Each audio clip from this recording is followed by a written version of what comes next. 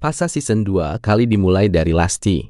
Dia adalah naga yang sekarang mengemban tugas penting sebagai pengurus urusan diplomatik di Desa Pohon Besar. Bukan hanya Lasti, ada juga Florem yang siap memperkenalkan diri sekaligus mengajak kita berkeliling melihat suasana hangat di dalam desa. Sesuai janji mereka, kita langsung disuguhi pemandangan ladang jagung yang sangat luas.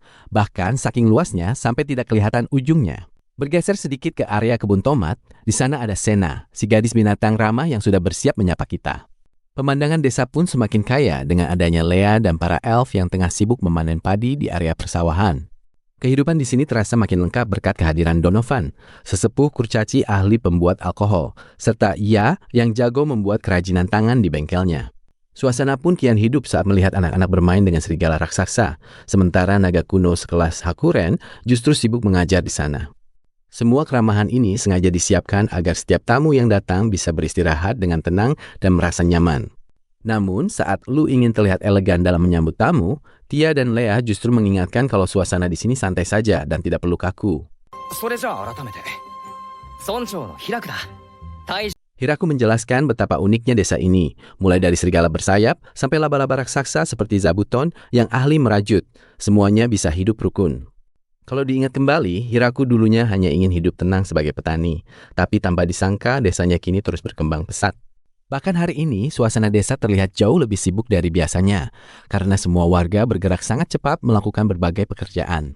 Ternyata ada alasan besar di balik kesibukan ini, yaitu kabar bahwa tidak lama lagi akan ada lebih dari 100 warga baru yang datang melapor. Karena jumlahnya sangat banyak, Hiraku dan Lu akhirnya memutuskan untuk langsung membangun satu desa lagi agar tempat tinggal mereka cukup. Rencana besar pun dimulai. Hiraku mulai menebang pohon, sementara warga lain sibuk menyiapkan makanan hingga berlatih memasang spanduk penyambutan. Supaya tidak stres karena terus bekerja, Hiraku menyempatkan waktu untuk makan siang bareng Anne dengan menu wrap sayuran yang terlihat sangat segar. Sambil menyelam minum air, Hiraku pun berinisiatif membawakan makanan untuk para staf kantor desa yang kabarnya sedang kewalahan mengurus dokumen. Tapi tanpa disangka, sesampainya di sana, Hiraku justru melihat para staf kantor desa tampak hampir putus asa karena tumpukan pekerjaan yang tak habis-habis. Kondisi di dalam kantor benar-benar kacau, apalagi saat Hakuren malah tidak sengaja membakar dokumen ketika berniat membantu menggunakan sihirnya. Untungnya di tengah kekacauan itu, Florem datang membawa bantuan tenaga kerja tambahan yang dikirim langsung dari kerajaan iblis. Kedatangan mereka benar-benar menjadi penyelamat, karena para rekrutan baru ini langsung siap membereskan semua dokumen yang berantakan tadi. Berbekal semangat demi makan apel sepuasnya, masalah dokumen pun akhirnya beres, dan Hiraku bisa bernapas lega sekarang. Sebagai hadiah atas kerja keras mereka, para staf baru tadi diperbolehkan bermain sepuasnya dengan serigala dan laba-laba raksasa yang bulunya sangat empuk. Menutup hari yang produktif, sebuah laporan survei wilayah pun masuk dan menyatakan kalau situasi di sekitar desa saat ini benar-benar aman dari bahaya. Setelah wilayah dipastikan aman, Hiraku mulai menyusun rencana besar untuk melakukan survei lokasi desa baru bersama para elf dan staf lainnya. Lokasi di hilir sungai pun dipilih sebagai titik strategis, terutama demi alasan keamanan dan pertahanan jika sewaktu-waktu terjadi pemberontakan. Bahkan jarak dari bibir sungai pun harus diatur sedemikian rupa agar desa tidak mudah dikuasai, karena bagi mereka, mempersiapkan kemungkinan terburuk adalah sebuah keharusan. Pencarian mereka akhirnya membuahkan hasil saat menemukan tempat yang pas ditandai dengan sebuah pohon besar melengkung yang sangat ikonik. Namun saat mulai bekerja, tantangan muncul karena kayu di hutan ini ternyata sangat keras. Bahkan kapak biasa sama sekali tidak mempan meski sudah dikerahkan tenaga penuh. Alhasil Hiraku pun turun tangan menggunakan alat pertanian saktinya sambil meneriakkan nama-nama Mi untuk menebang pohon-pohon keras itu hanya dengan sekali ayun. Berkat bantuan kekuatannya, jalanan pun selesai dibuat dalam sekejap, yang kemudian dilanjutkan dengan pembangunan jembatan kayu sebagai akses penghubung. Uniknya, jembatan itu sengaja dibuat tidak terlalu lebar, dengan tujuan agar monster raksasa tidak bisa melintas dan mengancam keselamatan warga. Setelah akses terbuka, area desa langsung dibersihkan dengan cepat, sementara saluran irigasi mulai ditarik dari hulu sungai dekat air terjun. Didukung stok kayu yang kini melimpah, pembangunan workshop dan penampungan air pun berjalan sangat lancar, hingga pengerjaan desa terasa begitu kilat. Di sela waktu luang, Hiraku yang seharusnya beristirahat malah asik membuat patung kayu untuk menghormati Zabuton setelah melihat kehadiran beberapa laba-laba kecil di sana. Tepat saat monumen itu selesai, Lulusi datang bersama Alfred untuk mengingatkan Hiraku agar benar-benar berhenti bekerja dan segera makan siang bersama. Usai beristirahat sejenak, pembangunan kembali dilanjutkan oleh para elf yang kini mulai berbagi tugas menyusun dinding rumah-rumah baru sesuai rencana.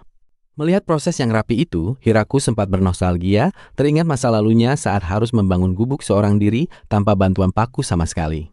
Sementara Hiraku mengenang masa lalu, para elf menggunakan cara yang jauh lebih praktis dengan bantuan sihir untuk memasang rangka bangunan tanpa perlu angkat beban berat.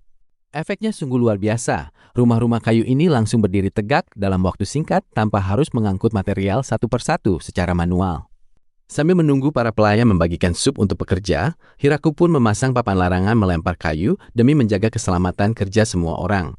Akhirnya deretan rumah baru itu pun rampung. Namun secara mengejutkan, seorang malaikat datang membawa kabar bahwa akan ada penghuni baru yang segera tiba. Ternyata Dreame datang membawa rombongan besar bangsa Minotaurus. Ia bahkan mengantar mereka secara langsung karena ingin segera memberikan pertolongan. Awalnya Hiraku mengira Minotaurus adalah makhluk berkepala sapi yang seram, namun nyatanya mereka adalah manusia bertanduk dengan fisik yang sangat perkasa. Gordon selaku pemimpin rombongan bercerita bahwa sukunya terusir dari desa asal dan sempat terlunta-lunta hingga akhirnya diselamatkan oleh Dreame. Karena merasa kasihan melihat kondisi mereka yang kelaparan, Hiraku langsung meminta semuanya menyiapkan makanan agar para penghuni baru ini bisa segera beristirahat. Hiraku mulai menghitung satu persatu pendatang baru yang tiba di desanya, dan ternyata ada 72 Minotaur yang datang dengan maksud untuk menetap di sana. Begitu pendataan selesai, rombongan besar ini segera disuguhi bubur nasi hangat sebagai pilihan makanan paling aman untuk menyambut para penghuni baru yang sedang kelaparan. Meski suasana tampak tenang, Hiraku sebenarnya sempat merasa bingung soal pantangan makan mereka. Apalagi Anne dan Lu juga tidak terlalu paham mengenai kebiasaan ras Minotaur tersebut. Untungnya rasa khawatir itu segera sirna berkat bantuan Daga, si Lizardman, yang menawarkan diri karena dia memang pernah hidup berdampingan dengan ras Minotaur di desa asalnya dulu. Sementara Daga mulai mencairkan suasana dengan mengobrol akrab, Hiraku pun merasa tenang soal perumahan. Namun di sisi lain, Lu justru terlihat ragu setelah melihat ukuran bangunan yang tersedia. Dan benar saja, rumah kayu yang sudah dibangun itu ternyata kekecilan untuk ukuran tubuh Minotaur yang raksasa, sehingga mereka terlihat sangat sesak saat mencoba masuk ke dalam. Kondisinya semakin rumit karena aula utama dan penginapan tamu juga sudah penuh sesak. Hal ini memaksa Hiraku untuk mulai berpikir keras mencari solusi secepat mungkin bagi mereka. Namun di tengah situasi yang mulai kacau itu, Frau Rem tiba-tiba datang membawa kabar mengejutkan bahwa rombongan penghuni baru lainnya ternyata juga sedang dalam perjalanan. Tidak lama kemudian, Bessel muncul dalam kondisi napas tersengal-sengal, akibat terlalu sering menggunakan sihir teleportasi untuk memindahkan banyak orang sekaligus dalam waktu singkat. Melihat ayahnya yang sangat kelelahan, Florem pun segera membimbingnya pergi untuk beristirahat, sementara Hiraku hanya bisa melongo menyaksikan situasi desanya yang mendadak jadi sangat sibuk. Penduduk baru kali ini berasal dari ras Centaur, namun pemimpin mereka yang bernama Gruwald justru langsung menuntut Hiraku untuk memperkenalkan diri dengan gaya bicara yang sangat angkuh. Sikap sombong Gruwald ini muncul karena dia mengaku sebagai kerabat dekat dari pelayan utama penguasa wilayah lain, sehingga dia merasa pantas untuk mendapatkan perlakuan istimewa. Karena Hiraku tidak paham sama sekali mengenai etika bangsawan, dia hanya bisa pasrah. Untungnya, Frau Rem langsung turun tangan untuk menghadapi sikap arogan para Centaur tersebut. Dengan tenang, Frau Rem menyuruh mereka untuk bersabar, sementara Hiraku sendiri memilih menyerahkan urusan diplomasi yang rumit ini kepada orang yang lebih ahli seperti Frau Rem. Rupanya, posisi Frau Rem jauh lebih tinggi dari yang mereka duga. Dia langsung menegur Gruwald yang bertindak seenaknya di wilayah kekuasaan yang bukan miliknya tersebut. Gruwald seketika mematung karena sangat terkejut saat mengetahui bahwa gadis yang dia bentak barusan adalah Frau Rem, putri kandung dari seorang count yang sangat ternama. Hiraku pun membiarkan Frau Rem mengurus mereka semua. Apalagi keluarga mereka memang sudah memiliki jalinan hubungan kerjasama yang sangat baik selama ini. Meski Hiraku sempat khawatir soal perang yang terjadi di luar sana, Frau Rem meyakinkan bahwa kondisi keluarga besarnya masih aman dan tidak ada yang perlu dicemaskan untuk saat ini. Namun di sisi lain, rekan-rekan kerja Frau Rem mulai mengeluh karena dia tidak kunjung kembali ke kantor dan malah sibuk mengurus berbagai urusan lain di desa tersebut. Ternyata masalah logistik kembali muncul, di mana tubuh bagian bawah Centaur yang berbentuk kuda lagi-lagi tidak muat saat dipaksa masuk melewati pintu rumah kayu yang sudah dibangun. Lu sempat menyarankan penggunaan sihir untuk mengecilkan tubuh, tapi Gruwald bilang dia sudah berusaha maksimal dan tetap saja ukuran fisiknya tidak bisa berkompromi dengan pintu itu. Akhirnya Hiraku mengusulkan agar mereka menginap di dungeon selatan bersama ras Lamia, sambil mulai merasa bingung sendiri mengenai apa sebenarnya tujuan awal dia membangun desa ini. Baru saja terpikir makhluk apa lagi yang akan datang ke desanya, Hiraku dikagetkan oleh rombongan Nyonya Daphne yang mendadak muncul di depan gerbang. Rupanya, Sena menemukan mereka sedang berjalan santai di dalam hutan. Hal yang membuat Hiraku heran karena mereka bisa selamat di tempat seberbahaya itu. Hiraku pun sempat bingung melihat mereka membawa potongan kayu yang ia kira hanya kursi untuk istirahat, apalagi rombongan ini terlihat sangat pendiam dan kaku. Tanpa disangka, potongan kayu itu tiba-tiba memperkenalkan diri sebagai Igu, perwakilan kelompok mereka, yang sontak membuat Hiraku kaget karena kayunya bisa bicara. Ternyata mereka adalah Nyonya Daphne, roh pohon yang bisa menyamar menjadi tanaman. Sementara bentuk potongan kayu tadi sengaja digunakan agar mereka mudah dibawa bepergian. Bahkan karena rumah lama mereka hancur diterjang banjir, mereka nekat menyeberangi hutan kematian setelah mendengar kabar soal kesuburan desa ini dari pedagang bernama Gorun. Hiraku awalnya ingin menjamu mereka dengan pesta makanan, namun mereka menolak dan hanya meminta buah-buahan karena menyadari kualitas tanah di sini sangat luar biasa. Saking kagumnya, salah satu dari mereka terus memuji kondisi tanah di sana, sampai membuat Hiraku heran dan mengira mereka benar-benar ingin memakan tanah tersebut. Alhasil, Hiraku membawa mereka ke ladang kosong, di mana bukannya masuk rumah, mereka justru berdiri berjajar untuk menyerap nutrisi tanah layaknya tanaman asli. Mereka pun menolak tinggal di dalam ruangan dan lebih memilih berjemur di bawah sinar matahari. Meski hal ini sempat membuat Hiraku khawatir saat hujan turun. Bahkan saat malam tiba, para Minotaur dan Centaur sudah masuk ke peradua masing-masing, sementara para Nyonya Daphne tetap berdiri diam membatu di tengah ladang. Membludaknya penduduk baru ini mulai membuat Hiraku dan stafnya pusing, karena mereka harus segera memikirkan pembangunan rumah tambahan dalam waktu singkat. Di sisi lain, Frau Rem mencoba menjelaskan hierarki desa kepada Gruel, menegaskan bahwa di mata para bangsawan iblis pun, posisi Hiraku jauh lebih tinggi dari siapapun. Aksi nekat ini tentu saja membuat Hiraku panik dan memintanya segera berdiri. Padahal bagi Frau Rem, itu adalah sikap hormat yang sangat pantas. Keesokan harinya, Hiraku menyambut kedatangan Bessel yang membawa rombongan besar ke desa pohon besar, mulai dari kaum Minotaur hingga para Centaur yang berbaris sangat rapi. Terlihat pula para gadis Nyonya Daphne yang anggun mengenakan gaun putih. Begitu semuanya berkumpul, Hiraku pun segera mendiskusikan rencana tempat tinggal baru bagi mereka semua. Namun saat pertemuan berlangsung, perwakilan Centaur tiba-tiba membungkuk sangat rendah hingga membuat Hiraku merasa tidak enak hati melihat sikap mereka yang terlalu sopan. Menyadari suasana yang mendadak kaku, Hiraku pun terpaksa mengikuti arahan papan petunjuk dari salah satu gadis desa untuk berakting lebih berwibawa demi menenangkan para pendatang baru tersebut. Dengan gaya yang dibuat tegas, Hiraku meminta perwakilan Centaur itu segera mengangkat kepalanya dan menyatakan harapannya agar mereka bisa mulai bekerja sama dengan baik. Setelah suasana mulai mencair, Hiraku langsung menunjuk Daga untuk mendampingi kaum Minotaur, sementara Raksasi akan membantu segala urusan bagi kaum Centaur. Di sisi lain, Mamu terlihat sangat bersemangat menjaga kaum Nyonya Daphne, apalagi setelah melihat sekuntum bunga kecil mekar secara ajaib di atas kepala perwakilan mereka. Meski pembagian tugas sudah beres, masalah muncul karena rumah standar ternyata terlalu sempit bagi mereka. Alhasil, Hiraku harus berencana membangun area khusus bagi setiap ras. Demi mewujudkan itu, Hiraku bersama Lea mulai memetakan lokasi strategis di tengah hutan untuk membangun jalur air sekaligus jalan penghubung antar desa baru tersebut. Untuk mempercepat pembukaan lahan, Hiraku meminta bantuan Hakuren dan Lasti. Tanpa disangka, mereka langsung berubah menjadi naga raksasa yang terlihat sangat gagah.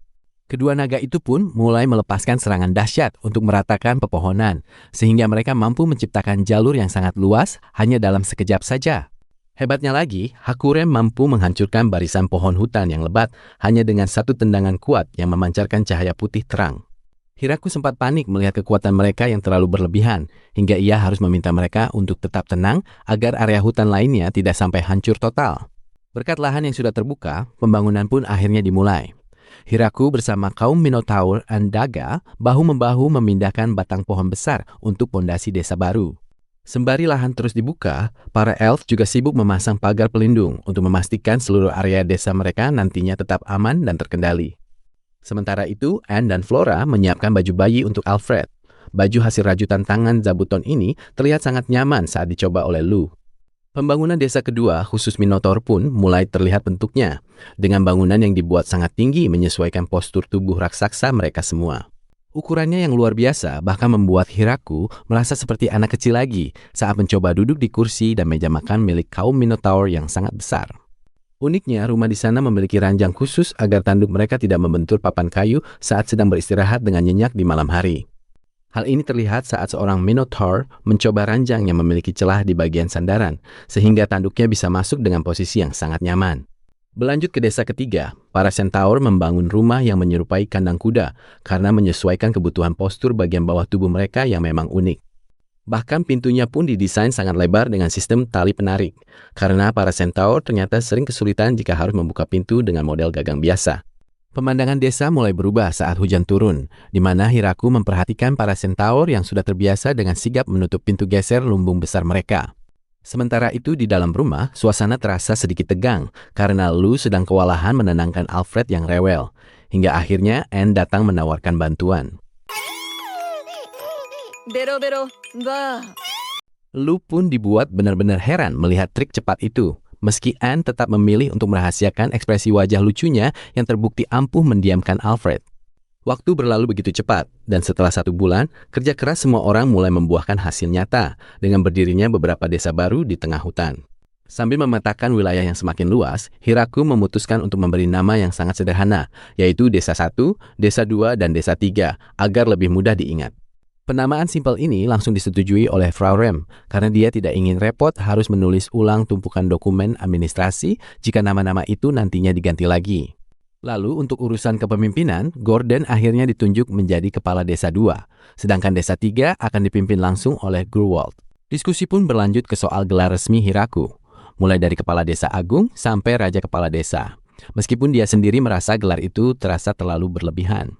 Di sisi lain, suku Nyunyu Daphne sengaja tidak dibuatkan desa khusus karena Hiraku meminta mereka untuk menetap dan membantu operasional di desa-desa yang sudah ada. Karena memiliki kemampuan unik untuk berkomunikasi lewat telepati, Hiraku pun menugaskan suku ini sebagai penjaga sekaligus penghubung pesan rahasia di berbagai penjuru hutan. Sistem komunikasi ini ternyata sangat efektif untuk melaporkan kondisi keamanan antar desa dengan cepat, tanpa perlu lagi bergantung pada pengiriman kurir. Bahkan, suku Nyunyu Daphne juga diminta menjaga Desa 1 agar tidak terbengkalai, sekaligus menjalankan peran unik sebagai lampu jalan di malam hari. Setelah semua orang mendapat tempat tinggal, Hiraku mulai membagi tugas pekerjaan. Namun, muncul masalah baru mengenai keamanan penduduk saat mereka harus pergi berburu.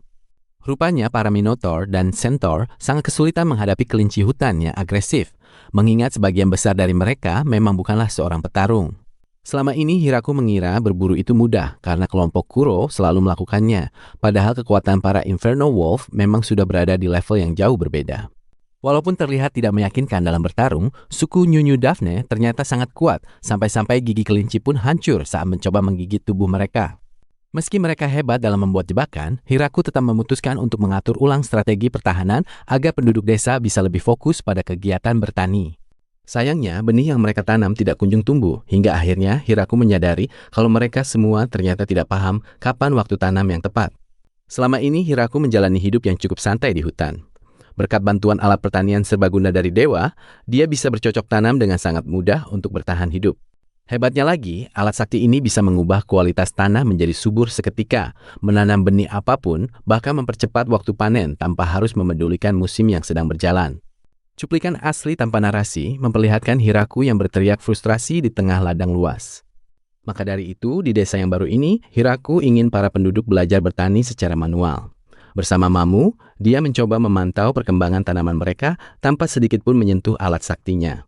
Di sela-sela kesibukan itu, Hiraku sempat memuji Mamu, karena ternyata gadis itu sangat paham soal seluk-beluk tanaman. Untungnya, ada Daga yang juga punya banyak pengalaman bertani di desa lamanya. Hiraku dan Mamu bahkan menganggap Daga sebagai senpai karena dia sangat mengerti cara merawat tanaman dengan benar. Alhasil, Hiraku menjadikan Daga sebagai mentor agar para penduduk bisa menanam gandum dengan tepat. Mereka pun harus berpacu dengan waktu agar gandum bisa segera ditanam sebelum musim dingin tiba. Sambil bekerja, Hiraku kembali teringat betapa bergunanya alat sakti miliknya selama ini. Sebab kalau dipikir-pikir, mustahil dia bisa menanam buah tropis seperti nanas di tengah cuaca bersalju tanpa bantuan dewa. Sebagai bentuk rasa syukur yang mendalam, Hiraku pun memahat patung kayu Dewa Pencipta dan Dewa Pertanian. Dia berencana membangun sebuah kuil kecil sebagai tempat bagi para penduduk desa untuk menyembah mereka. Meski bentuk patung buatannya dianggap agak aneh oleh para Minotaur, mereka tetap menghargai usaha Hiraku. Bagi mereka, setiap tempat memang punya cara berbeda dalam menggambarkan sosok dewa. Sementara itu di sisi lain, para Centaur mulai memanfaatkan kemampuan lari mereka untuk membuka layanan pengiriman barang bernama Centaur Kyubin agar distribusi logistik antar desa bisa berjalan lancar. Kecepatan mereka memang tidak main-main, bahkan terlihat sangat kencang saat harus menarik kereta barang yang penuh muatan. Walaupun sangat membantu, Hiraku tetap mengingatkan mereka untuk mengutamakan keselamatan. Soalnya sempat ada insiden kereta barang yang terbalik hanya karena ditarik terlalu kencang. Kejutan lain datang saat Goroun membawakan seekor kuda hitam untuk desa mereka. Hal ini seketika membangkitkan impian lama Hiraku yang ingin sekali mencoba menunggangi kuda ala koboi. Sayangnya, kuda hitam itu sangat keras kepala dan terus-menerus mengabaikan Hiraku. Padahal Hiraku sudah mencoba merayunya dengan memberikan wortel segar, tapi si kuda tetap tidak sudi mendekat. Karena penasaran dengan tingkah hewan itu, Hiraku akhirnya bertanya kepada ia apakah dia bisa berbicara dengan si kuda untuk membujuknya. Namun karena tidak mengerti bahasa kuda, ia tidak bisa membantu banyak. Sebagai gantinya, dia malah menawarkan dirinya sendiri untuk ditunggangi agar keinginan tuannya itu bisa tercapai. Hiraku pun merasa sangat senang karena pemandangan dari atas punggung Centaur ternyata terasa sangat tinggi. Sambil memegang bahu ia, Hiraku tampak begitu menikmati momen jalan-jalan mereka di padang rumput. Anehnya pada hari lain, si kuda hitam tiba-tiba luluh dan membiarkan Hiraku mendekat. Kuda itu tampak sudah mulai mengerti cara membawa penumpang dan kini bersedia untuk ditunggangi. Lucunya, saat melihat Hiraku begitu asik bermain dengan si kuda, ia malah cemburu dan mengintip dari balik bangunan. Dia bahkan sampai menangis karena merasa tuannya kini sudah punya tunggangan baru. Pagi yang cerah dimulai dengan Lea yang tiba-tiba menyapa Hiraku dan menyarankannya untuk naik ke punggungnya saja daripada berjalan kaki. Lea merasa perlu menawarkan diri karena menurutnya, kuda hitam di dekat Hiraku itu terlihat cukup berbahaya untuk ditunggangi.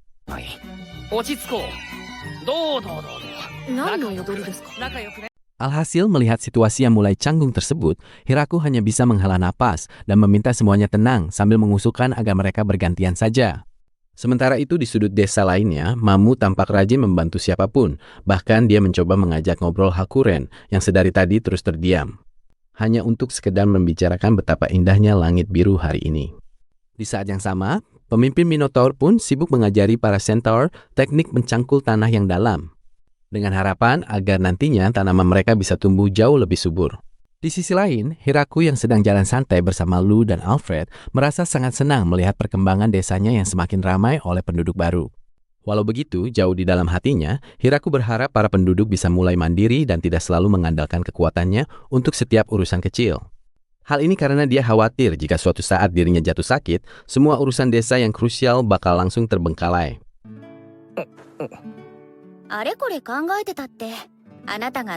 Namun, tepat saat Hiraku sedang asik menggendong Alfred, tiba-tiba saja ekspresi wajah si kecil berubah jadi masam. Rupanya Alfred butuh ganti popok secepatnya. Begitu urusan itu selesai, Hiraku pun mulai memikirkan masalah serius lainnya yang mengganjal. Yakni soal jumlah penduduk pria di desanya yang ternyata jauh lebih sedikit dibandingkan para wanita. Dia pun langsung menanyakan hal tersebut kepada pemimpin Minotaur dan mendapati bahwa hanya ada 28 pria dari total 72 orang penduduk di sana. Tanpa disangka, pemimpin Minotaur malah salah paham dan mengira Hiraku ingin menjadikan mereka sebagai tentara perang. Padahal, Hiraku sebenarnya hanya sedang mencemaskan keberlangsungan masa depan para penduduknya. Hiraku pun terus berusaha menjelaskan maksud aslinya agar tidak ada lagi yang merasa tertekan dengan pertanyaannya. Begitu urusannya dengan Minotaur tuntas, Hiraku lantas mencoba menanyakan hal serupa kepada Lea. Dari penjelasan Lea, terungkap kalau para pria Centaur dewasa saat ini memang semuanya sedang pergi ke medan perang. Itulah sebabnya saat ini yang tersisa di kelompok mereka hanyalah anak-anak saja. Yang bikin kaget, saat Hiraku bertanya soal adat pernikahan, Lea malah tersipu malu dan berteriak lantang kalau dirinya masih jomblo. Sontak saja Hiraku panik dan buru-buru menjelaskan kalau pertanyaannya itu sama sekali bukan bermaksud untuk melamar Lea di depan banyak orang. Bukannya tenang, Lea malah semakin salah arah dan menawarkan dirinya secara sukarela karena menyangka Hiraku memang sedang mencari pasangan yang kuat. Musim dingin kembali menyelimuti rumah mereka di tengah hutan. Seperti tahun-tahun sebelumnya, salju pun mulai menumpuk cukup tebal di sana. Pemandangan serba putih ini langsung dimanfaatkan anak-anak yang terlihat asyik bermain sambil membuat patung babi hutan raksasa dari tumpukan salju. Karena cuaca yang membeku itu, Hiraku memilih berhenti bertani sejenak demi menikmati kehangatan perapian sambil memanggang keju lezat bersama Lu. Namun di balik ketenangan tersebut, bertambahnya warga dari desa baru sempat membuat Hiraku khawatir jika persediaan makanan dan kayu bakar mereka tidak akan cukup. Anehnya, kekhawatiran itu justru tidak terbukti, karena Daga melaporkan kalau konsumsi warga ternyata jauh lebih rendah dari perkiraan awal mereka. Usut punya usut, ternyata warga desa baru masih terbiasa berhemat karena pengalaman hidup sulit di masa lalu, sehingga mereka benar-benar menahan diri dalam makan. Agar gizi mereka tetap terjaga, Hiraku akhirnya menyarankan warga untuk membantu menghabiskan stok daging dan sayuran yang mudah busuk supaya tidak terbuang sia-sia. Di sisi lain, Mamu justru merasa sedih karena para Nyunyu Daphne sama sekali tidak membutuhkan bantuannya selama ia bertugas sebagai pengurus mereka. Sebab saat berubah menjadi pohon, para Dryad itu tidak perlu makan dan sangat tahan dingin, yang pada akhirnya membuat Mamu merasa tidak berguna. Tanpa disangka, sebuah peluang muncul saat Daga menyampaikan pesan dari para Minotaur yang meminta agar para Nyunyu Daphne selalu berpakaian saat dalam wujud manusia. Mamu pun langsung bersemangat lagi karena akhirnya memiliki tugas penting, sementara Hiraku merasa lega karena masalah yang muncul ternyata sangat sederhana. Kini perhatian Hiraku beralih untuk menyiapkan hidangan khas musim dingin dengan mulai mengukus beras ketan hingga matang sempurna bersamaan. Aroma nasi yang begitu harum segera mengundang Lu, Lea, dan Tia untuk mendekat karena penasaran dengan makanan unik apa lagi yang akan dibuat Hiraku kali ini. Flora sempat mengira Hiraku sedang menyiapkan proses fermentasi baru. Namun Hiraku menjelaskan kalau teknik yang digunakan kali ini bakal jauh berbeda. Sebagai kejutan, Hiraku memperkenalkan alat penumbuk tradisional bernama kine dan usu untuk membuat mochi, sebuah makanan yang memang belum pernah mereka lihat. Bahkan ia menjelaskan kalau beras yang dipakai adalah jenis khusus, yang proses penanamannya sendiri memang tergolong cukup rumit dan melelahkan. Hiraku pun mulai menumbuk mochi bersama Anne dengan gerakan yang teratur. Sementara para gadis memperhatikan dengan heran karena tekniknya terlihat sangat sederhana. Baru menumbuk beberapa kali, Hiraku sudah mulai merasa kelelahan hingga Hakuren yang penasaran langsung menawarkan diri because ingin ikut mencoba. Keributan semakin parah saat Lasti menggunakan sihir untuk menumbuk.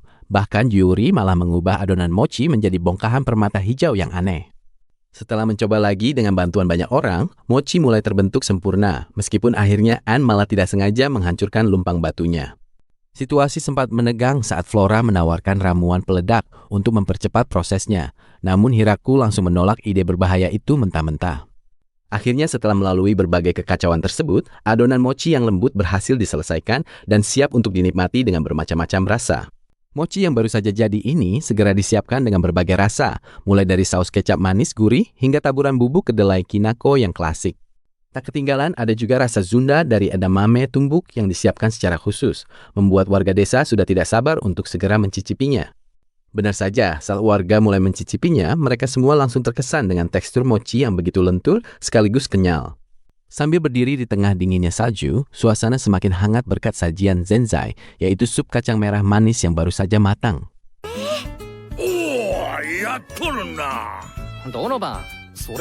Di tengah keriuhan itu, Lea datang menawarkan kusamochi hijau kepada Hiraku, yang aroma khasnya berasal dari campuran herbal segar dari hutan. Sambil Lea menjelaskan detail ramuannya, Hiraku pun tampak sangat menikmati aroma nikmat yang keluar dari mochi buatan Lea tersebut. Tapi siapa sangka, mendapatkan tanaman itu ternyata cukup beresiko, karena para warga harus bertarung melawan keganasan tumbuhan liar di dalam hutan.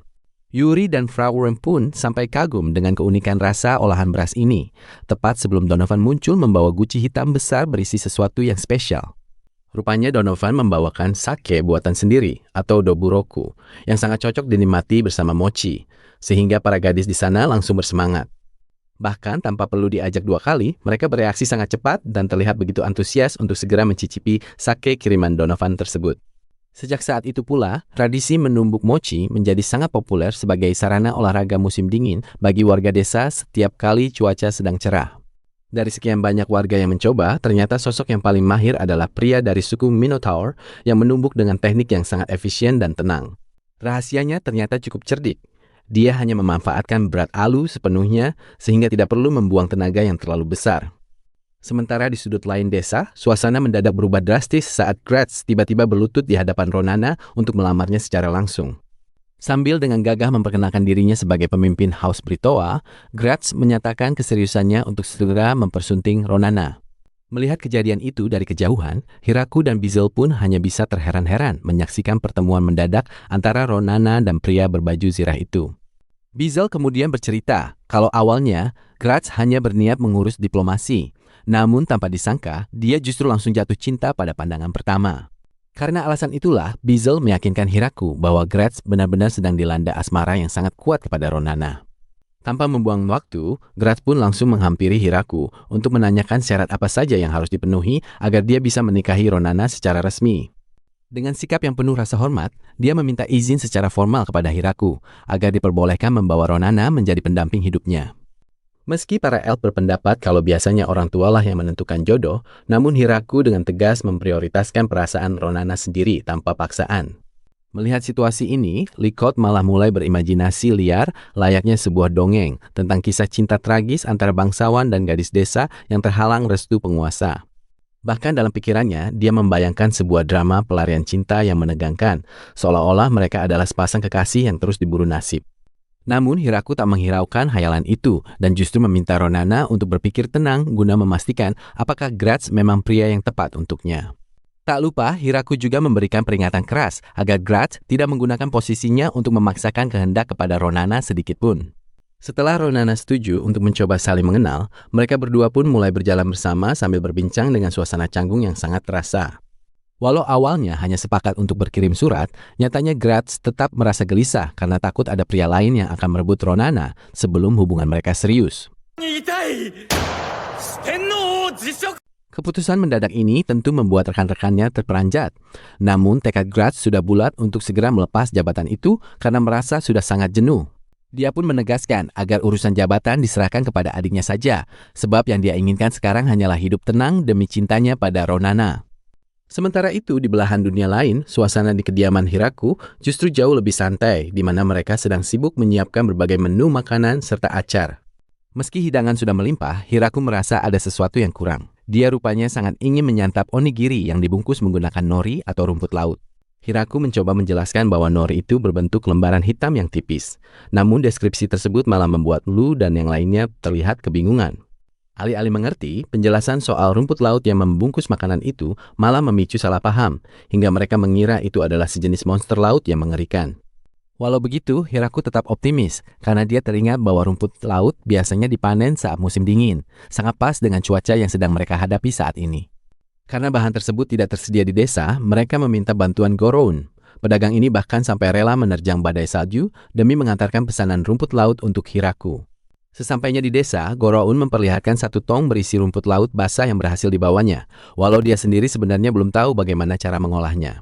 Tanpa membuang waktu, Hiraku langsung mencacah rumput laut basah itu sampai halus, kemudian mencampurnya dengan air untuk dituang ke dalam cetakan bingkai kayu. Sambil diawasi para gadis yang penasaran, Hiraku pun menjelaskan bahwa proses ini mirip seperti pembuatan kertas agar norinya bisa berubah menjadi lembaran. Agar lembaran rumput laut tersebut cepat kering, Tia dan Flora pun ikut membantu dengan menggunakan sihir api mereka yang terasa sangat praktis. Hasilnya, terciptalah lembaran hitam yang sangat mirip dengan kertas, hingga membuat Goroun terheran-heran melihat perubahan tekstur rumput laut yang sekarang jadi sangat tipis. Namun sebelum digunakan, Hiraku memanggangnya sebentar di atas arang, supaya teksturnya lebih renyah, aromanya keluar, sekaligus jadi lebih mudah dicerna. Begitu lembaran norinya siap, Hiraku langsung membungkus nasi kepalnya, hingga kini tampilannya benar-benar menyerupai onigiri yang selama ini dia rindukan.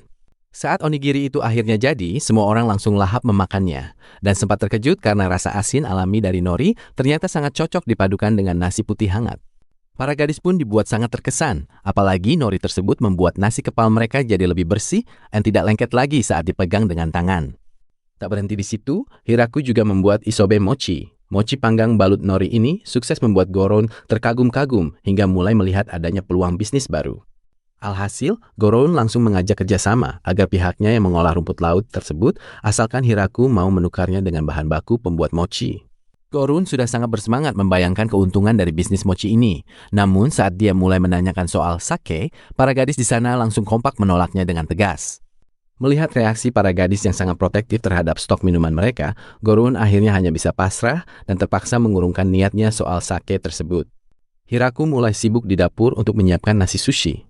Agar suasananya terasa lebih otentik, dia pun berusaha mengipas nasinya sendiri secara manual menggunakan tangan. Meskipun jujur dia sendiri kurang memahami apa fungsinya, Hiraku merasa bahwa mengipas nasi seperti ini membuat suasana memasak jadi lebih terasa nyata. Masalahnya, warga di dunia ini tidak terbiasa makan ikan mentah. Karena itu, Hiraku akhirnya memutuskan untuk membuat sushi gulung saja dengan bahan-bahan yang sudah dimasak, agar mereka merasa lebih nyaman. Demi menjaga selera mereka, dia benar-benar menghindari penggunaan bahan mentah dan memilih tantangan baru dengan membuat sushi gulung dalam porsi yang lebih besar. Proses menggulung sushi ini ternyata membutuhkan ketelatenan ekstra. Hiraku pun mulai beraksi dengan menggulung nasi dan isian tersebut di atas tikar bambu secara hati-hati. Namun ternyata membuat sushi dengan bentuk bulat sempurna tidaklah mudah. Di sisi lain, Anne secara tidak sengaja justru membuat sushi berbentuk kotak yang hasilnya terlihat unik dan sangat rapi. Tak berhenti di situ, Hiraku ingin mencoba variasi lain. Karena kebetulan ada stok mayones, dia pun berencana membuat sushi salad sebagai menu tambahan. Berhubung tidak tersedia daging kepiting olahan, dia menggunakan daging kepiting asli yang mewah, hingga akhirnya dia curi-curi kesempatan untuk mencicipinya lebih dulu.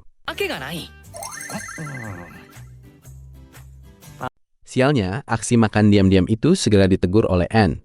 Menurut Anne, hal tersebut dianggap tidak sopan jika dilakukan sebelum waktu makan yang seharusnya tiba.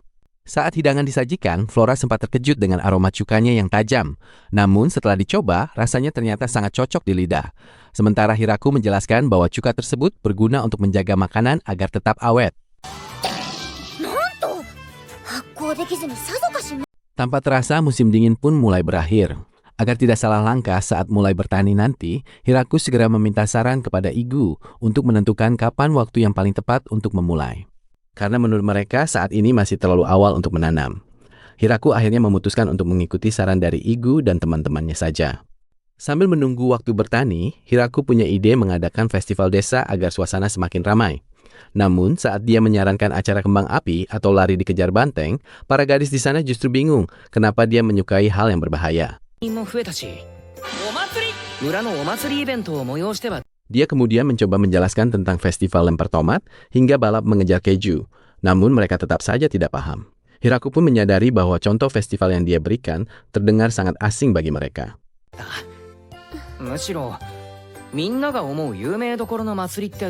Lucunya, saat membahas tentang festival lokal, suasana justru menjadi semakin rumit. Setiap daerah ternyata memiliki aturan berbeda soal ritual seperti mumu dan pyo-pyo. Hingga akhirnya mereka malah sibuk berdebat sendiri. Sebagai contoh, di daerah asal Lami, ritual pyo-pyo harus dilakukan di pusat kota, sementara warga dari daerah lain memiliki pemahaman yang jauh berbeda. Melihat perdebatan yang tidak kunjung usai, Hiraku memutuskan untuk menggunakan sistem undian. Cara ini dianggapnya paling adil agar tidak ada lagi yang bingung menentukan jenis festival mana yang paling benar. Karena diskusi mereka terus buntu, Hiraku akhirnya menyuruh semua orang menuliskan ide masing-masing pada potongan kayu untuk segera diundi. Dengan penuh rasa penasaran, Hiraku akhirnya mengambil satu potongan kayu dari kotak undian tersebut untuk menentukan nasib festival mereka nanti. Ternyata hasil yang keluar adalah turnamen bela diri. Walaupun terdengar cukup beresiko, Hiraku berharap acaranya tetap seru dan aman, seperti hari olahraga saat dia masih di sekolah dulu. Musim semi akhirnya tiba di desa, dan Hiraku terlihat sedang asik berkebun sambil menikmati cuaca yang mulai terasa hangat dan cerah. Namun ketenangannya terusik saat Hiraku tiba-tiba berhenti dari kegiatannya karena menyadari ada pemandangan yang tidak biasa di area latihan. Dia pun dibuat heran melihat para lizardmen dan peri berlatih tempur dengan sangat serius sejak pagi buta demi mengasah kemampuan mereka. Ternyata bukan cuma mereka, karena kelompok lain pun ikut sibuk melakukan pemanasan fisik di bawah pengawasan yang sangat ketat. Bahkan para gadis balai kota juga terkena imbasnya, di mana mereka dipaksa berlari berkeliling oleh Yuri sampai terlihat lemas dan kelelahan. Melihat Hiraku yang kebingungan, Frau Rem datang mendekat untuk menjelaskan alasan di balik latihan keras para penduduk desa ini. Rupanya mereka semua sedang bersiap menghadapi turnamen bela diri, karena menurut Frau Rem, seorang pemimpin di kerajaan iblis memang wajib memiliki kekuatan. Setelah selesai berbincang, Frau Rem pun pamit untuk kembali bergabung dengan rombongan yang sedang bersemangat berlatih. Semangat ini pun menular ke siapa saja, bahkan anak-anak hingga laba-laba pun ikut serta, termasuk para gadis beastmen yang sanggup melakukan ratusan kali chin-up tanpa henti. Di sisi lain, Hiraku sempat dibuat kaget saat Lasti tiba-tiba meminta izin untuk pulang ke rumahnya agar bisa berlatih dengan lebih serius. Lasti rupanya tak mau kalah saing, bahkan satu tendangannya saja sanggup menciptakan parit panjang yang membelah tengah hutan. Khawatir kekuatannya terlalu mengerikan, Hiraku langsung mencari akal dengan membujuk Lasti agar bersedia menjadi wasit saja sebagai sosok yang paling kuat. Karena merasa terpuji, akhirnya Lasti setuju bahwa seorang wasit memang haruslah orang yang memiliki wibawa dan kekuatan besar. Taktik cerdik ini kembali digunakan Hiraku saat Hakuren datang dan menyatakan keinginannya untuk ikut berlatih di rumahnya.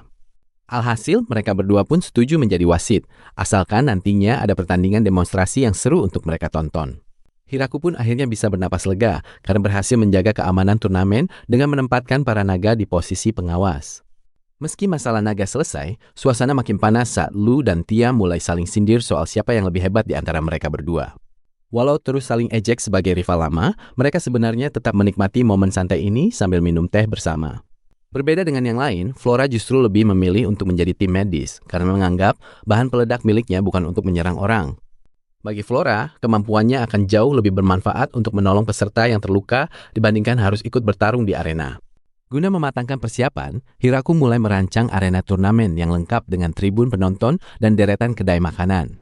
Dia bahkan memikirkan berbagai menu makanan khas festival secara detail, supaya suasana turnamen jadi makin meriah bagi semua orang. Hari yang ditunggu akhirnya tiba, di mana desa mendadak ramai oleh para tamu yang datang untuk menonton sambil menikmati jagung bakar. Seluruh tribun pun sudah dipenuhi penonton yang sangat antusias melihat megahnya arena baru yang disiapkan oleh Hiraku.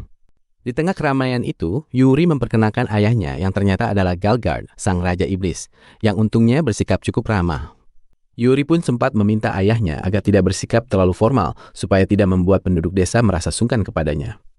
Kejutan makin lengkap saat ayah Hakuren, sang naga kaisar bernama Dozi, juga hadir dan membuat suasana sempat kembali menegang. Namun, suasana kembali mencair setelah Doze meminta Hiraku untuk memanggil namanya dengan santai saja, tanpa perlu merasa kaku. Hingga akhirnya, Frau Rem resmi membuka turnamen bela diri pertama di Desa Pohon Besar di hadapan semua peserta yang sudah tidak sabar. Tampilkan cuplikan asli saat momen penting terjadi. Suasana desa mendadak riuh karena hari ini adalah perayaan terbesar yang pernah ada. Di tengah keramaian itu, Hiraku yang duduk di kursi kehormatan sempat merasa canggung. Namun, Frau Rem terus meyakinkannya untuk tetap tenang dan percaya diri. Untuk membuka acara secara resmi, Hiraku pun melangkah maju dan memberikan sambutan singkat yang langsung membakar semangat seluruh peserta sebelum kompetisi dimulai. Tepat setelah sambutan berakhir, turnamen pun dibuka dengan kategori umum yang boleh diikuti oleh siapa saja. Di antara kerumunan peserta, terlihat Rosalind yang biasanya tenang bekerja sebagai juru tulis, kini tampak sangat gugup saat bersiap masuk ke arena. Aturan mainnya sendiri sebenarnya cukup sederhana, di mana peserta harus bertarung 1 lawan 1 dan bisa menang lewat ring out. Selain itu, setiap orang dibekali ikat kepala sihir yang akan terlepas secara otomatis jika mereka terkena serangan telak. Tanpa membuang waktu, wasit segera memanggil peserta untuk babak pertama yang mempertemukan Rosalind dengan si gadis serigala, Mamu. Begitu dimulai, Mamu langsung meluncurkan serangan cepat ke arah perisai Rosalind tanpa memberi celah. Pertarungan ini berlangsung jauh lebih sengit dari dugaan, hingga membuat Hiraku terkejut melihat betapa seriusnya mereka berdua sejak awal laga. Meski terus-menerus ditekan, Rosalind tetap bertahan dengan kepala dingin, sampai dia menemukan celah untuk meluncurkan serangan balik yang telak. Alhasil, ikat kepala Mamu pun terlepas dan terjatuh, menandakan berakhirnya pertandingan pertama tersebut. Namun saking kerasnya perjuangan tadi, Rosalind langsung tumbang karena kelelahan, hingga Lu harus segera turun tangan memberikan pengobatan.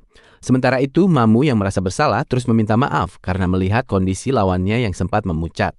Belajar dari kejadian tersebut, tim medis desa pun langsung memberikan instruksi tambahan kepada seluruh peserta mengenai pentingnya menjaga keselamatan selama berada di dalam arena. Memasuki ronde berikutnya, ketegangan kembali meningkat saat Lassa membombardir Donovan dengan sihir api bertubi-tubi hingga memicu ledakan besar. Namun luar biasanya, Donovan tetap berdiri tegak tanpa luka sedikit pun dan memenangkan pertandingan dengan sangat mudah. Turnamen pun terus berlanjut dengan berbagai momen unik, mulai dari kemenangan Centaur Raju yang sempat berlari terlalu jauh, hingga pertarungan unik antara sebatang pohon dan slime yang berakhir dengan suasana yang sangat tenang. Hingga akhirnya laga final kategori umum mempertemukan Flora melawan Sena. Sorakan penonton pun semakin membahana saat wasit memberikan aba-aba untuk memulai pertarungan penentu gelar juara ini. Di tengah pertarungan yang semakin memanas, Flora mulai menunjukkan kemampuannya yang sebenarnya dengan mengeluarkan teknik sihir angin yang sangat kuat. Flora terus memanfaatkan sihir anginnya untuk memperkuat serangan, namun Sena tetap mampu menghindar dengan sangat lincah. Di sisi lain, Hiraku mulai menyadari bahwa gaya bertarung mereka kali ini jauh lebih agresif dibandingkan hari-hari biasanya. Puncaknya, Sena sempat mencoba mengunci pergerakan Flora, namun mereka malah berguling di lantai hingga keduanya jatuh keluar dari ring secara bersamaan. Kejadian mendadak ini pun sempat membuat wasit kebingungan untuk mengambil keputusan. Karena posisi jatuhnya yang benar-benar berbarengan, wasit akhirnya memutuskan bahwa hasil dari pertandingan final yang sengit tersebut adalah imbang. Setelah seluruh rangkaian kategori umum usai, Hiraku pun turun ke arena untuk memberikan medali kehormatan kepada para pemenang. Dia merasa sangat bangga karena pertunjukan mereka ternyata jauh lebih mengesankan daripada yang pernah dia bayangkan. Namun di sela-sela acara, Hiraku sempat mendengar para staf membicarakan kejutan rahasia yang melibatkan dirinya. Mendengar hal itu, Hiraku langsung melayangkan protes dan menegaskan kalau dia bukanlah karakter rahasia yang sengaja disembunyikan. Tanpa terasa, acara kini beralih ke turnamen para ksatria yang aturannya jauh lebih bebas tanpa batasan senjata. Kali ini hanya peserta dengan kemampuan tempur tinggi seperti para elf dan ksatria elit desa yang diizinkan untuk terjun bertanding. Sesuai dengan bagan pertandingan yang sudah disusun, laga pertama akan mempertemukan Uno si serigala api dengan Junea si Lamia. Keduanya kini sudah bersiap di tengah arena, siap untuk saling menunjukkan kekuatan terbaik mereka di babak baru ini. Ketegangan begitu terasa saat Junea harus berhadapan dengan Uno, terutama karena bayang-bayang trauma masa lalu yang masih menghantui kaumnya. Melihat raut wajah Junea, Hiraku pun didera rasa bersalah karena dialah yang sebenarnya memicu rentetan konflik lama di antara mereka. Begitu pertandingan dimulai, Junea langsung tancap gas dan sempat berada di atas angin setelah berhasil melilit tubuh Uno dengan ekornya. Sambil menodongkan tombak, ia mendesak Uno untuk segera menyerah. Namun tanpa diduga, situasi di arena justru berbalik dengan sangat cepat. Secara mengejutkan, tubuh Uno memancarkan aura ungu yang sangat kuat, hingga membentuk bayangan serigala raksasa yang mengintimidasi di belakangnya. Beralih ke babak kedua, penonton disuguhkan duel unik antara Daga si manusia kadal melawan Makura, seekor laba-laba bertubuh bulat. Nama Makura sendiri disematkan oleh Hiraku, karena saat masih kecil, laba-laba ini terlihat sangat menggemaskan dan empuk layaknya sebuah bantal. Meski Daga terus merangsek maju dengan pedang kayunya, Makura dengan lincah menghindar sebelum akhirnya berhasil menjerat Daga menggunakan benang sutranya. Selanjutnya, giliran peri gunung bernama Ya yang menantang Gulf, petarung yang dikenal memiliki pembawaan sangat tenang. Walaupun Ya mengerahkan palu batu raksasanya dengan penuh tenaga, Gulf tetap sanggup mengimbangi setiap gempuran itu dengan sangat santai. Di tengah keputusasaan, Ya mencoba meledakkan arena dengan sihir pamungkasnya. Namun sayangnya, Gulf berhasil menghindar di detik-detik terakhir. Karena serangannya meleset dan staminanya sudah terkuras habis, Ya akhirnya terpaksa menyerah dan memberikan kemenangan mutlak kepada Gulf. Sementara itu, laga keempat yang mempertemukan Lea dan Gran Maria harus berjalan dengan aturan yang sedikit berbeda dari biasanya. Aturan khusus ini diterapkan karena Gran Maria memiliki kemampuan terbang, sehingga jatuh dari arena tidak akan langsung dianggap sebagai kekalahan. Pertempuran pun memanas saat Lea menghujani lawannya dengan panah sihir, yang memaksa Gran Maria untuk terbang tinggi demi menyelamatkan diri. Dari ketinggian itulah, Gran Maria mendapatkan sudut pandang yang jelas untuk mengincar posisi Lea dan bersiap melancarkan serangan balasan yang mematikan. Setelah bentrokan hebat yang memicu kepulan debu di seluruh arena, keduanya pun jatuh berdebam dan saling mengunci posisi di tanah. Dalam kondisi terjepit dan tak mau kalah, Lea akhirnya nekat melepaskan ledakan petir sihir yang langsung menghantam mereka berdua secara telak. Dahsyatnya ledakan tersebut membuat keduanya jatuh pingsan seketika di tengah arena dengan tubuh yang masih tampak mengeluarkan asap. Meski Lea sempat berusaha bangkit, ia kembali tumbang karena kelelahan hingga akhirnya Hiraku memutuskan pertandingan ini berakhir dengan skor seri. Memasuki pertandingan kelima, Tia langsung menang instan saat melawan Kudel. Tapi suasana mendadak berubah tegang ketika giliran Korone yang terlihat gemetaran karena harus berhadapan dengan Lu di arena. Di saat Korone ketakutan, Lu justru menyapa penonton dengan sangat santai. Pertarungan pun dimulai dan hasilnya sudah bisa ditebak oleh siapapun yang menonton. Sesuai dugaan, Lu menang mudah sampai membuat Korone tumbang tak berdaya. Alhasil, para peserta pun berkumpul sejenak untuk mengobati luka mereka setelah rentetan pertandingan tadi usai.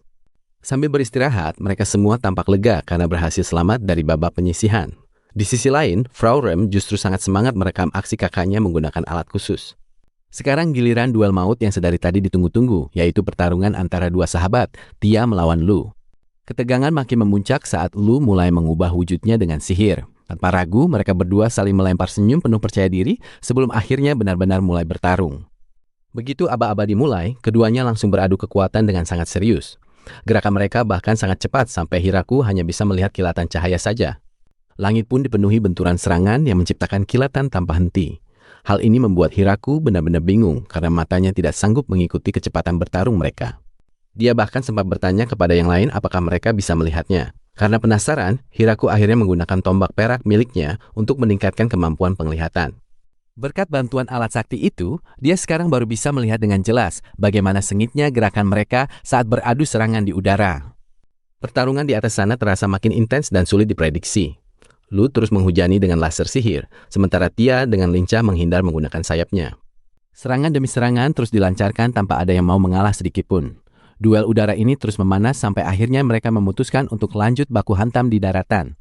Disinilah keduanya mulai saling bertukar pukulan fisik yang sangat kuat. Bahkan Tia sempat meluncurkan pukulan telak ke arah Lu hingga menciptakan ledakan cahaya yang sangat terang. Ledakan dahsyat itu sukses membuat semua orang di tribun terpukau melihat kekuatan mereka. Melihat aksi barbar ini, Hiraku merasa mereka berdua sudah mirip seperti karakter yang ada di komik remaja.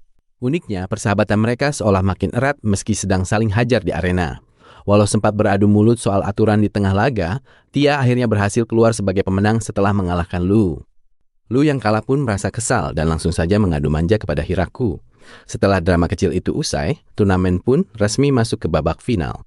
Namun di babak final ini, Tia justru bertemu lawan yang sangat sulit, yaitu Makura si laba-laba. Tak butuh waktu lama, Tia pun kalah telak setelah seluruh tubuhnya dibungkus sutra oleh Makura. Hiraku pun merasa dejavu melihat Tia yang kembali terbungkus jaring seperti itu. Dengan hasil tersebut, Makura resmi menjadi juara dan langsung dipakaikan mahkota emas oleh Hiraku sebagai hadiahnya. Memasuki bagian akhir, Hiraku memberikan pidato penutup untuk berterima kasih kepada seluruh peserta. Dia pun meminta semua orang untuk beristirahat setelah seharian penuh bertanding. Namun secara mengejutkan, Anne dan Lasti justru protes karena merasa belum sempat ikut bertarung. Akhirnya Hiraku mengizinkan mereka melakukan pertandingan eksibisi sebagai penutup festival. Keduanya langsung bersiap di arena dengan semangat yang meluap-luap. Penonton pun kembali bersorak antusias, menantikan pertarungan tambahan yang tidak terduga ini. Begitu pertandingan dimulai, mereka langsung tancap gas tanpa ragu sedikit pun. Ternyata benturan energi antara Anne dan Lasti sangatlah dahsyat sampai memicu ledakan raksasa. Kekuatan mereka benar-benar berada di level yang berbeda dari peserta sebelumnya. Bahkan kabarnya, cahaya ledakan ini bisa terlihat sampai ke wilayah kerajaan iblis yang sangat jauh. Efek ledakannya memang luar biasa, sampai-sampai menghancurkan kedai makanan di sekitar arena. Untungnya, stok minuman Donovan masih aman, jadi para kurcaci tetap bisa lanjut santai meminum bir mereka. Meskipun sekelilingnya hancur lebur, para kurcaci tetap tidak mau berhenti berpesta. Di sisi lain, Hiraku sempat memarahi mereka karena bertarung berlebihan, padahal dia sendiri yang memberi izin. Hiraku merasa bersalah karena tidak menyangka efeknya bakal separah ini. Menariknya, ternyata Hakurenlah yang diam-diam keluar sebagai pemenang dalam pertandingan latihan yang sangat barbar tersebut. Meski hanya sekedar latihan, Hakuren membuktikan kekuatannya yang tak tertandingi. Walau menyisakan kawah berasap di tengah arena, Hiraku tetap merasa senang karena festivalnya sukses besar. Dia pun mulai merencanakan perbaikan untuk arena yang sudah hancur lebur itu. Namun saat Lasti bertanya kapan festival berikutnya akan diadakan, Hiraku langsung meminta waktu untuk istirahat dulu. Hiraku butuh ketenangan sejenak sebelum memikirkan acara meriah lainnya. Baginya, festival kali ini sudah lebih dari cukup untuk memberikan kejutan bagi seluruh penghuni desa. Pemandangan arena yang rusak itu pun menjadi bukti betapa serunya kompetisi tahun ini. Walau sangat melelahkan, Hiraku bersyukur semuanya bisa berakhir dengan perasaan senang. Pada akhirnya, kebersamaan dan kegembiraan mereka adalah hal yang paling utama. Festival pun resmi ditutup dengan pemandangan langit sore yang tenang tepat di atas kawah arena yang baru saja tercipta. Inilah cuplikan asli saat momen-momen penting tersebut terjadi.